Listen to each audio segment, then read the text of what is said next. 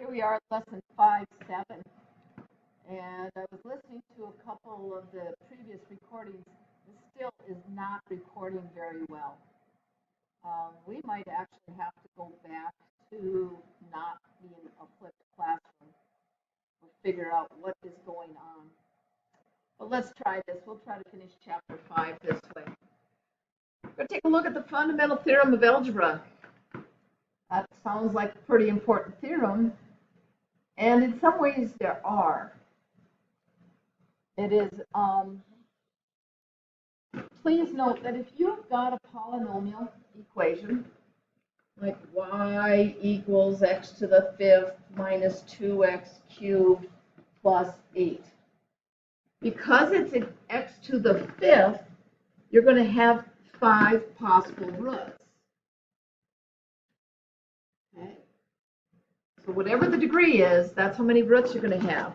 Now, note the second one, you might have some complex roots, and they always occur in conjugate pairs.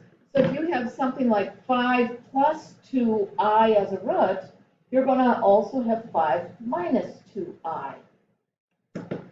And the third thing that we're going to look at more closely today is Descartes' rule of signs. The Descartes' rule of signs gives you information about your roots. It doesn't really help you find them. It does help you narrow down the possibilities, especially as you use your graphing utilities, whether it's your computer or calculator. That does help you get an idea of where to look for your roots. We will also look at finding upper and lower bounds in a lesson soon. Okay, so the degree of a polynomial is the highest of the degrees. Sorry about that, we were interrupted by an announcement. Okay, but the fundamental theorem of algebra states the number of roots, real and or complex, of a polynomial equation is equal to the degree of the equation. And that's what I was showing you before, that if it's x to the 5th, you're going to have 5 possible roots.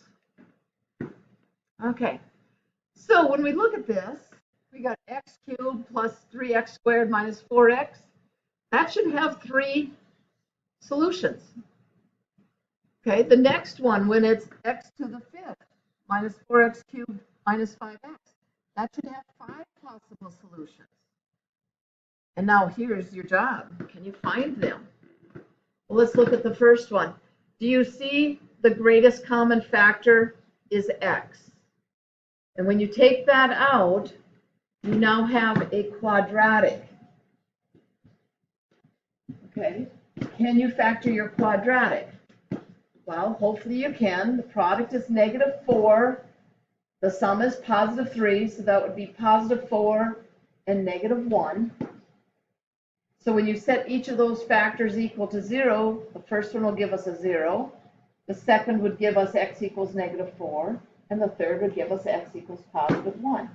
So we have our 3 possible zeros, 3 possible solutions.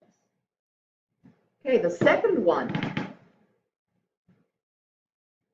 We'll get there. Okay, the second one, again, we can take an x out. So we'd have x squared minus 4x squared. Sorry, this is x to the 4th. X to the 4th minus 4x squared minus 5 equals 0. Okay, can we factor that? Well, that would be x squared and x squared. The product is -5, the sum is -4, so to me that looks like a -5 and a +1. Okay, so here we're going to get x equals 0. From the second one, we'll get x squared equals 5, so x is plus or minus square root of 5. Those are real but irrational. And the last factor on my list will give me x squared equals -1. So x will equal plus or minus the square root of -1 is I.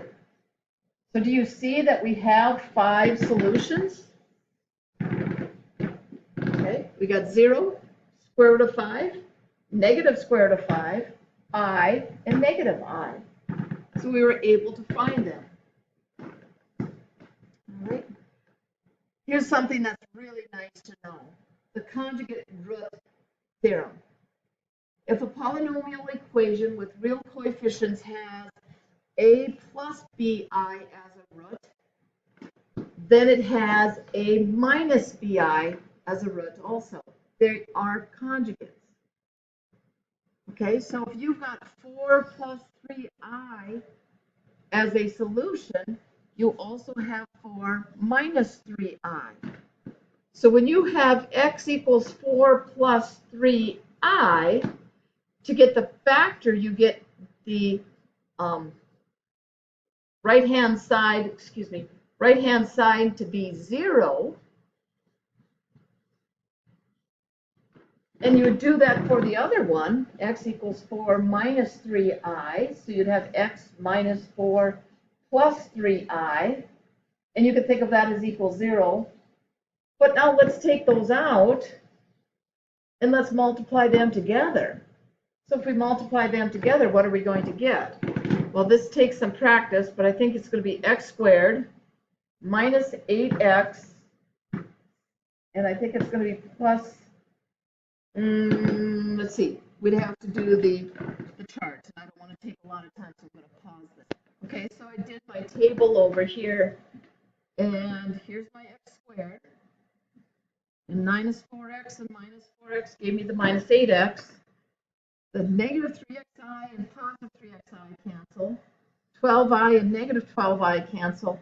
But we're going to have that 16 minus 9i squared, but I squared is negative 1. So we get plus 25. Okay, this is just one possibility. It told us one solution. What if it's not quadratic? What if it's a cubic? It could have x as a factor. It could have x plus 2 as a factor. This is just one of many possible polynomial equations. So be careful not to say it's the only one. All right, so we are supposed to solve this polynomial given that 3 plus I is our solution. So we know that x is 3 plus I. So is 3 minus I, but that's only 2 of the 4. There's going to be 4 possible solutions. So what do we do for the others? There's a couple things we can do. We could do synthetic division. Most of you would find that very tedious. What I did for us is I put it on Desmos. Okay, so here's the equation. You can see it. And look what it gives me. It gives me negative 2 and positive 2 as zeros. So if I come back and say or 2 or negative 2, I got to verify those. The 3 plus I was given, so the conjugate is there. So I'm going to verify the 2 using synthetic division or substitution, whichever way you want to call it. If you end up at 0, you're good. Remember how this works. You drop the 1, multiply that with the number in front, and do some adding, and multiplying, and adding, and multiplying, and adding, and multiplying. That's positive 40. And we ended up at 0. And now let's try the negative 2. Remember, it ended in 0, so we could cut it off. Okay, so it's 1. And negative 2 would make negative 6. So now it's going to be 12 for 10. And then it would be negative 20 and 0. So yes, it does. We found all 4 solutions. And we used the tool, but we didn't think the tool had every possible answer there was. Now, if we were to take this quadratic that is represented down here, 1x squared minus 6x plus 10, and solve it using quadratic formula, we would better get this. Okay. Next thing we got to look at is Descartes' rule of signs, because again, it will give us some information about what the solutions might be, but it doesn't give you the whole answer, and that's why I said shucks. Okay, first thing you want to do is simplify and arrange your polynomial in decreasing degree of your variable. So we're going to do that. Then what we do is we count how many times the sign changes. Whatever it starts at, it starts, but then you count the changes.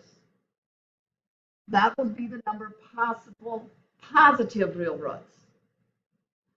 To figure out the number of possible negative real roots, we replace x with negative x and simplify that. And then we count the number of variations again. Let's practice a couple. Okay, so here's our function. It starts as positive, then it's positive, then it's negative, negative. So we have one variance.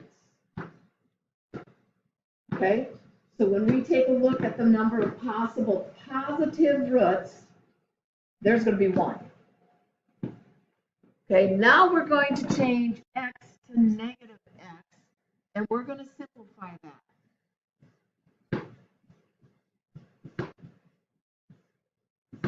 All right, so this will become negative x cubed. This will stay positive because we're raising it to an even power. This will be minus a negative, so it'll become a plus positive minus 1. Let's look what we have for signs. It starts negative, then it's positive and back negative. So it changed once and changed a second time. So the negatives are going to be two possibilities. Okay, the last option is complex. Remember how I said it could be reduced by 2? Well, this is a cubic, so you're going to expect 3. Okay, so you got 1 positive, 2 negative, that is 3. So we can't have any complex. Remember, these reduce by an even number. Well, you can't take 2 away from 1 and get a positive or 0 number. You're going to end up negative, and you can't have that. But we could take 2 out of the 2 negatives and switch them over to complex. Graphically, what that looks like, this could have looked like, got to undo that.